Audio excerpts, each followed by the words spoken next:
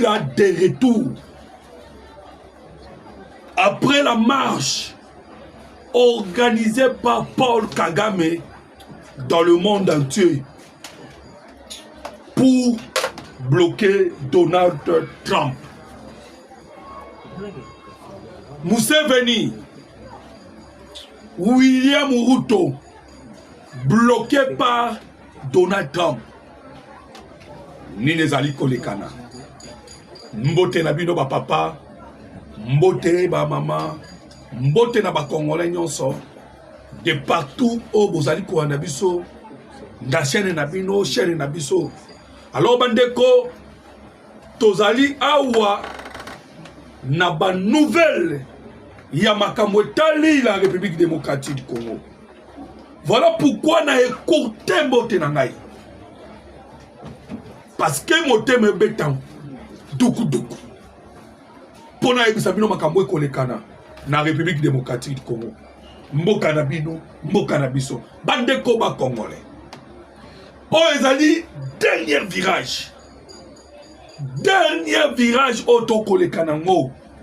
Na makambo etali la situation ya Est de la République démocratique du Congo. Bandeko ba Congolais. Oh ezali la toute dernière carte ya banguna ya mboka Congo. Nakoloba la France, la Belgique, bazali na dernière carte. Et vous savez cette carte on est pour c'est parce que bandeko ba Congolais Tshisekedi a nettoyé les institutions nyonso ya République démocratique du Congo. Na politique, na armée, na administration. Alors banguna mboka Congo balobi non. Soki batiki boye, Congo ekokoma souverain, bango bakolia te. Vous savez que ba mesana kolia na ba mafia. Ba mafia oboyebi bango ba mesana kolia nango. Ezali na kosala ka ba guerre. Voilà pourquoi tokobeta masolo awa. Sir Makenga bimi. Mais Makenga bimi na niveau ya Masisi bandeko na yebisa kiwino ke déjà que le colo ya Congo ezali verrouillé. Mais bimi na Masisi soi-disant. Mais nous doutons. Mais ce qui est vrai, Makenga bimi lelo. En même temps, Hippolyte Kagame, pardon, Kabila, Abimina et Swatini. Tout ça, c'est un message. Nagoma, Monisco Yakikuna. Tout ça, ça s'est passé quand, après ma marche au Boyokaki. Nyonso de lekali tango nyonso tango nini, après le rencontre ya Suisse. Alors, ben, de Kobo Tchelanga, j'aime partager l'émission, vous commenter votre soutien dans la République démocratique du Congo pour que Awanazali ko tracer la situation en Boka Congo. Na auto utiko benga dernière carte.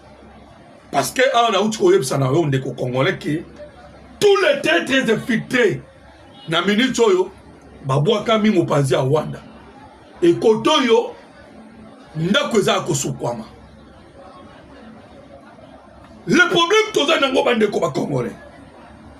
La France, la Belgique, balobi non.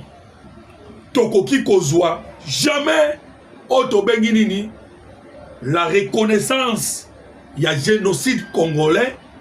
Liwa ya plus de 15 millions de morts. Ya bana mboka Congo. Babi jamais tokozwa reconnaissance wana te. Voilà pourquoi bandeko lorsque mon akino FARDC babeti na Masisi, babeti na Uvira, babeti na Walikale, bandeko jamais la République démocratique du Congo tozwa ba victoire lokolo to utikozwa. Depuis le 4 janvier tina mokolo ya lelo ezali kara de victoire en victoire parce que les Américains ont de surveillance. Des Américains nous ont donné le renseignement.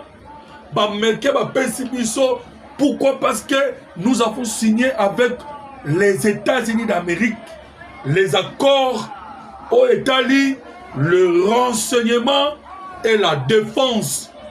La montée en puissance, il y a la République démocratique du Congo, bandeko ba Congolais. Le quoi peut France a un mot à dire dans les Nations Unies. Et bah mon acquis que le quoi a un mot à dire, va créer l'Iwaya Karine Gousset. Maman ou Asimba qui va secret. Yawe kolekana kuna. Ndomone ba gumai mama wana. Après quand kobo mama wana, mbala moko ba yi français ba kimi mbangu na conseil de sécurité. Pour que ba ça là, la réclamation a cessé les faits. Alors bandeko, vous avez maintenant compris que Balouki cessé les faits. Ndebo tu Suisse. Sikoyo awa biloko ebimi na Suisse bandeko ba Congolais. Ezali na avantage ya Congo te. Biloko ebimi na Suisse. Nini ebimi na Suisse. Oyo moni lelo Makenga bimi. Parce que je parle de retour ya Makenga. Bandeko, bon partager cette émission. Pourquoi? Parce que awa tokoloba na bino tozo dénoncer cet énième complot. Il y a France, Belgique. Parce que tokoloba les seuls bato ba Simbi Kagame. Oyokaki Belgique, oyokaki la France. Bango balobi bazali kaka koluka solution politique. Or solution politique na bango ezanini. C'est Katumbi. C'est le retour de Kabila. C'est le dialogue. À tel point que la France a bloqué la résolution 2773. Va bloquer la résolution 2773. Il y a Conseil de sécurité, il y a Nations Unies. Il fallait que, tant que résolution bimi, Mbalamoko va sanctionner Rwanda. Mais nous constatons que Oni Wanazaka Kubaluka Boy. Lobi Bazaki na Goma. Bandeko. Makenga Abimi Mbalamoko na Itandoike, c'est-à-dire dans les vidéos. Mbalamoko na 395 personnes qui ont formé, soi-disant, pour que va occuper ma poste dans la République démocratique du Congo. Vous imaginez, bandeko ba Congolais, que Makenga Bimi Mbalamoko, avec tous ces nombres-là, c'était une réponse. Alors, Koto Makenga Bimi, Koto Suisse et lobby nini. Suisse et lobby Koto ok. Makaboto na oso na Suisse.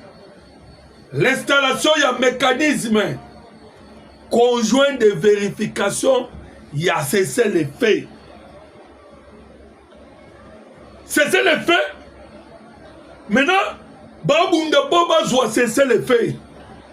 Babunda pour que na moment oyo cesser les faits salama bango kuna bazo sala nini ba préparer déjà batou pour na koya ko sala nini ko tchasi koyo ba administration parallèle comme zone tampon. Bandeko ba Congolais, vous avez vu maintenant les calculs à Banguna Mboka Congo et vous savez pourquoi on a ce cas. Non, c'est cas pourquoi? Parce que Kagame, Macron, na Maxime Prévost wana ya Belgique bakota la Congo na fenêtre. Oyebi ke bandeko kaka ba Belge otokoluba. Ils sont responsables.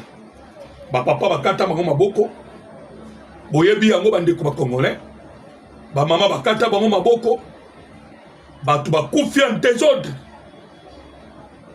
N'importe quoi na tangu cacao et bimaki, on a le caoutchouc, cuivre, et c'était la Belgique. Les loyaux, ils ont peur.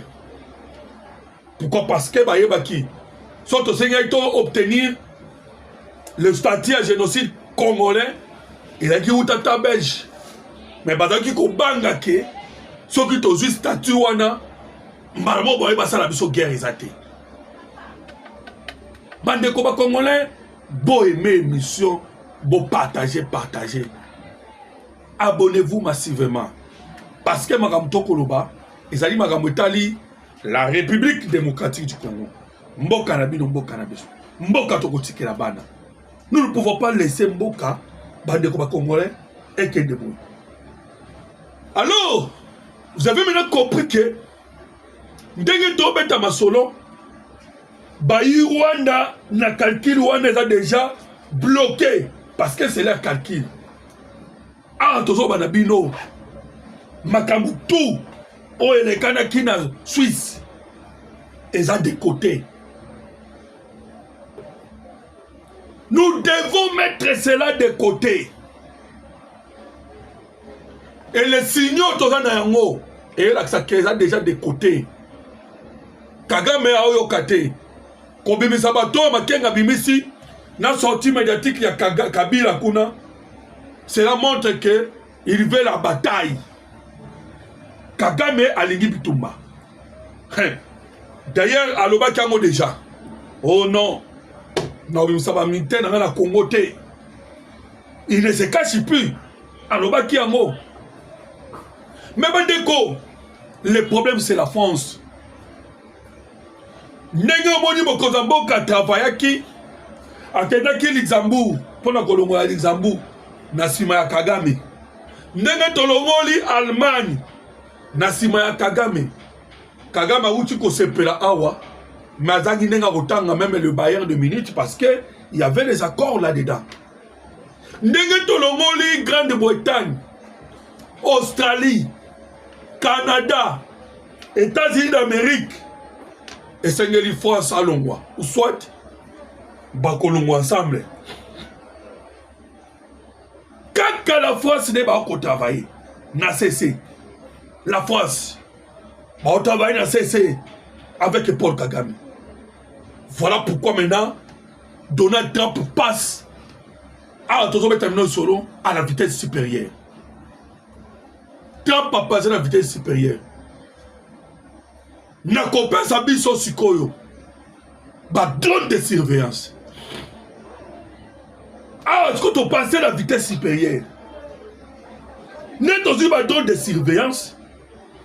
Et ils ont permis à biso sikoyo. Toye ba munguna nani na nani. O azali na moment où yokobundisa la République démocratique du Congo. Et surtout ba chef rebelle pour ba betama. Nani na nani. Toyebisaki bino ke bandeko avec les États-Unis d'Amérique. Ndenge Donald Trump Yemoko a moni le président Tshisekedi a signé son soutien na gouvernement ya Donald Trump na makambo etali la migration. Hey, bon, on dit que payer biso. En retour, les États-Unis d'Amérique a ravitaillé la République démocratique du Congo. N'a pas donné de surveillance que je viens de dire. Alors, tu comme ce qu'on complet. Tu as un drone de surveillance, tu as un drone de combat. Donc, notre ennemi qu'on doit combattre, qu'on doit attaquer beaucoup plus, et à Kabaï français, pour bâtir Kagame. Déjà, tu as les colonnes de technologie. Quand la France a tiki Kagame, Nicolas a kotanga Kagame Rukweya. Et la paix kozonga na Est paix na Rwanda. Jusque là, batuba kochaye.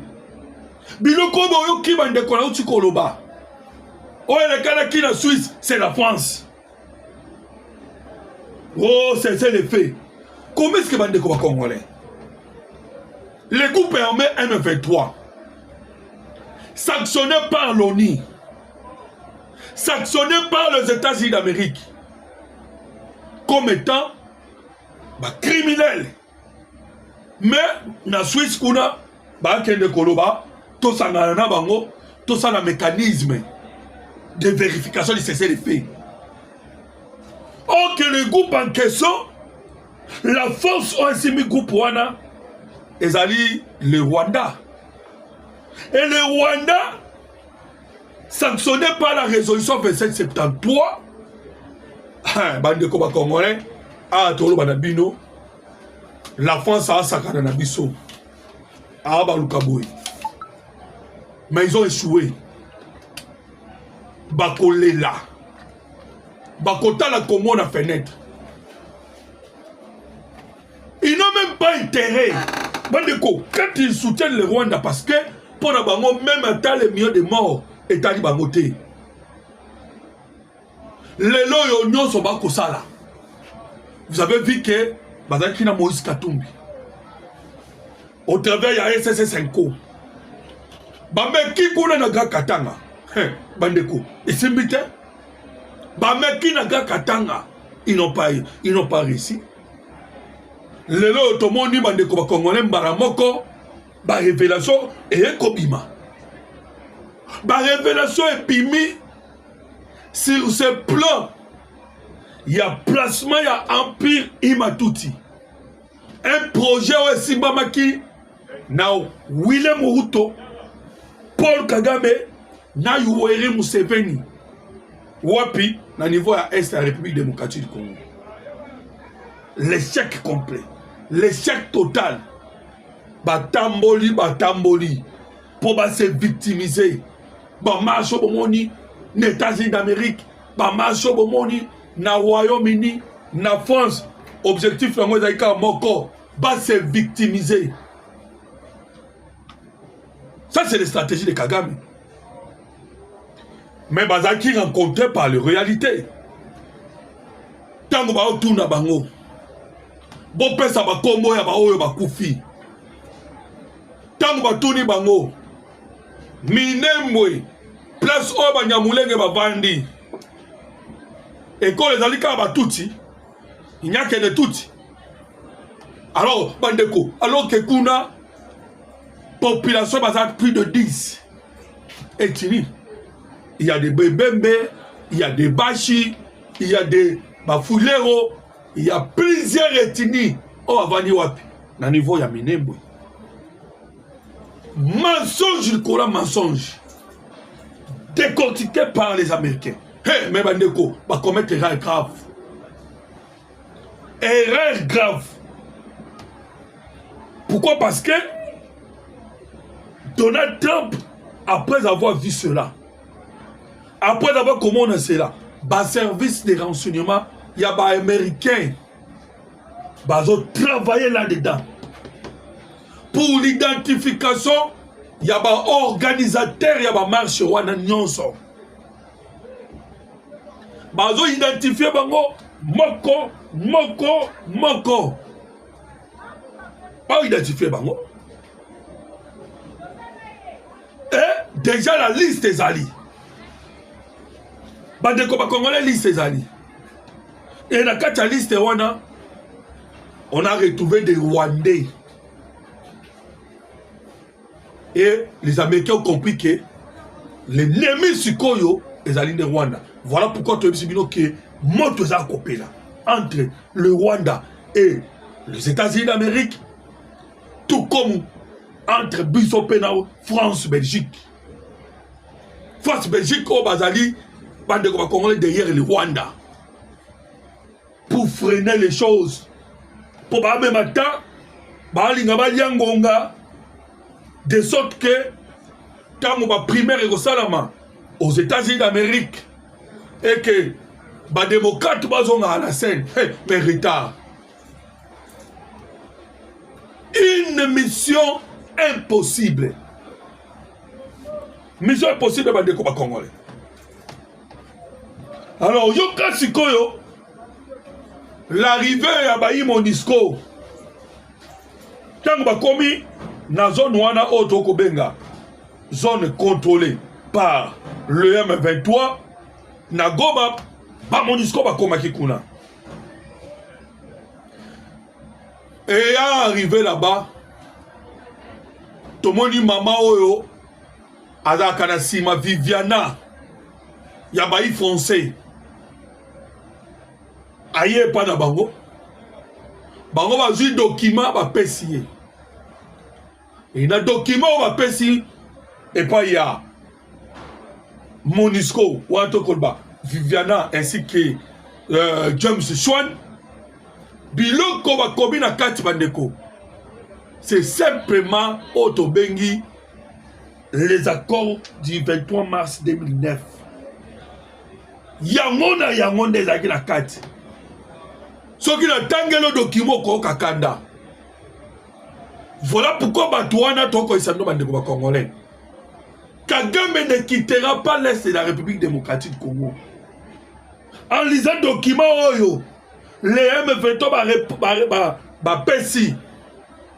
Namaboko soki si vous voulez, Bandeko, naibike, à un moment, et ça la pasi, naba Congolais koyo kamakamususu. Mais il est important aussi, Boye Baka, Ndenge Banguna ba Congolais, bazali ko fonctionner. Alors, et que ça va bien. Boyo Kayango Bandeko ba Congolais. Na document na ba M23 bazolo banini. On a biso ba M23 Bandeko. Na boyo ko sala apologie na bango. Bon, na mukuse. O biso ba M23 to gérer Goma déjà bien. Les Inanenandamu, to gérer Bukavu bien. Le roi Bino Boye Awa, so il y a l'action humanitaire, bon que l'action humanitaire n'a pas à gouvernement congolais. Ça c'est bon toi lobby. Obiso, tozo boy na bisote yoka. Alors que Goma et Bukavu sont stabilisés, voilà c'est le bango. Les M23 sont stabilisés. Nous demeurons inquiets vis-à-vis d'Ouvira. Vis-à-vis d'Ouvira, qui a vu à son élan de stabilisation être interrompu à la pression internationale qui exige notre retrait de la ville. Bandeko Bakongolais. Oui, mais que lobby na Kenya, je vais continuer de lire, mais Yoyoka, Boyoka Kambo Bandeko. Lobby na Kenya, Bayi Kenya ba telemi. Bayi bisi ba ono surtout ba kosa ba marche. Ba bibi no ba Rwandais, boyaka awa comme ba Rwandais. Mais ndeni to moni bino bozo marcher awa. Et puis bon marcher contre la République démocratique du Congo. Mais bino ne bogo na Congo. Ba Kenyien, bazo yebisa, ba to ba marcher qui. C'est ce qui se passe awa. Les M23 bazo que ne koye bisa James Swan, le nouveau patron des Nations Unies, que bango ba stabiliser qui Ouvira. Djoka Ouvira 1500 morts na 5 semaines. 1500 oya ba Congolais ba kufaki na 5 semaines. Mais bango ba ba chaki kimia. Djoka Goma 17 000 morts. Bango ba chaki kimia. 17 000 morts. Kaka na mukolo moko mibale. Oyo Rwanda kotaki na akataki borne 12 na borne 13. Alors Bandeko, okotuna ngai sikoyo, qu'est-ce qui se passe au juste? Na uti koyebisa yo ke les problèmes tozana yango awa. C'est la France, c'est la Belgique. On va dire kotika Kagame te. Parce que Kolobame Tokosi Salikamwana Amérique ndeni. Il y a encore une puissance. Baï colonisation na baï français. Nde bazaba à la manœuvre ya Monisco, manœuvre ya ONI. Oh non, il faut d'abord l'obtention du cessez-le-feu. Goma et Kosala Makaka soki Kinshasa ake kofungola ba banque. Wana aéroport ya Goma et Kosala. Alors, je voulais de sorte que binomo pe ba Congolais boyoka awawa la situation où ezali kolekana na est la République démocratique du Congo. Soutani Makenga a fait une apparition publique le 23 avril 2026 à Kanombe, dans les territoires soi-disant de Rutshuru, pour présider la cérémonie de clôture d'une formation politico-administrative organisée par AFC M23. il a remis leur attestation à 395. 4 patati patata. J'ai voulu vous lire les documents parce que toujours la processus d'abord. Et en même temps, en RDC, le chef de la MONUSCO, James Schwan, est arrivé dans la capitale du Nord, Kivu, contrôlée par AFC M23, pour une visite de 2 jours. Vendredi 24 avril, sur place, il a notamment rencontré les dirigeants des groupes.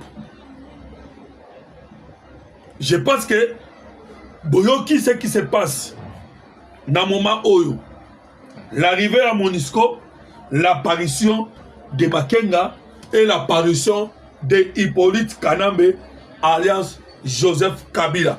Bandeko, a toujours Bandabino, que c'est la dernière carte à Kabila. Pourquoi? Parce que a toujours Beta Masolo. Déjà Kagame consomme déjà ceinture. Motozo pela na Rwanda. Tout besoin déjà a on a mis na Rwanda. Bandeko ba Congolais. Tout ça qui est une situation il y a pris à carburant à niveau il y a Rwanda. Oh et le moins à $1.4 et m'a dit directement na 2.1. Donc bazali en difficulté totale. Biloko tout et m'a dit cher. La vie est comme il passe. Yemoko Kagame alekana ki liboso ya population ya Rwanda. Ayebisi na bango ke bon serrer sentir. Pourquoi? Parce que les jours à venir est très difficile. Et na kotanga déclaration oyo bouti koyoka, on a outi koloba. Déclaration oyo ba IM23 ba lobby. Vous allez constater que na kata déclaration wana ba IM23 ba zoloba ke baza en bon terme maintenant Rwanda. À tel point que le gouvernement kangi ba banque bango va tourner vers Rwanda. Donc awa bazali sous ko bomba et loko moko te. Ata moko te ba bomba. Ils disent tout. Donc bandeko, vous avez compris que la situation est kolekana. Kagame a joué dernière carte parce qu'il a asphyxié, bloqué, isolé par les Américains. Tellement bah même un blocage, même un annonce. Voilà pourquoi que jouer dernière carte.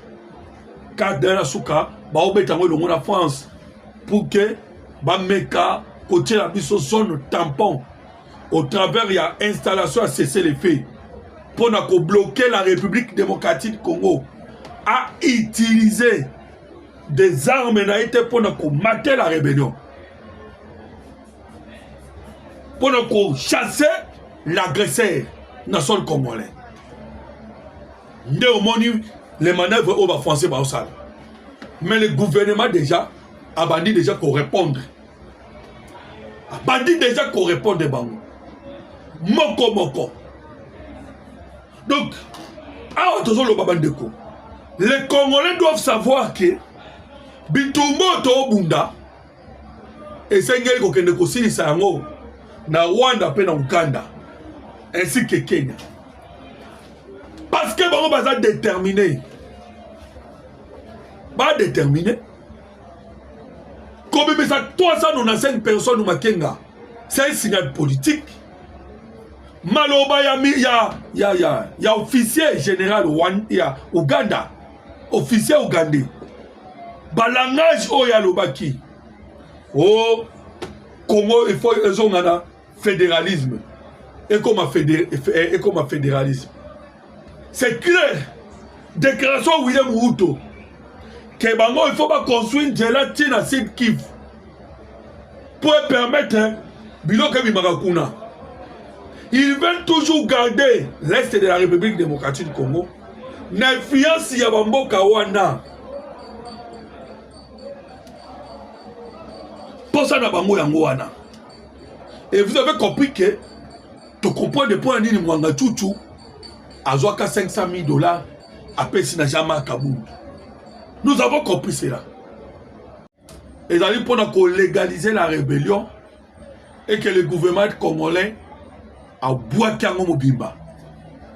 Et la sortie à Makenga, objectif faisant qu'à Moko.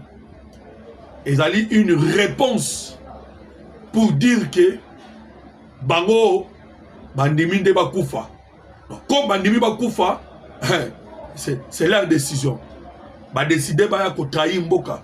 Ba décider ba agresser Mboka. On n'a rien encore à faire avec eux. Donc comprenez déjà que le gouvernement congolais peut répondre farouchement na Bango. Numéro de téléphone sur le plus 243 89 40 330 80. Plus 243 89 40 330 80. Que Dieu vous bénisse.